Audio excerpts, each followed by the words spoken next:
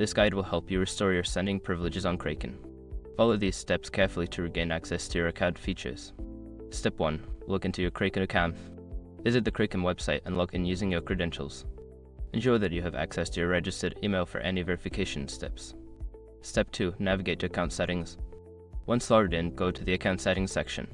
This is usually found in the upper right corner of the dashboard under your profile icon. Step 3. Verify your identity. Check if your identity verification is complete. If not, follow the prompts to submit the necessary documents. This may include providing identification and proof of residence. Step 4. Review security settings.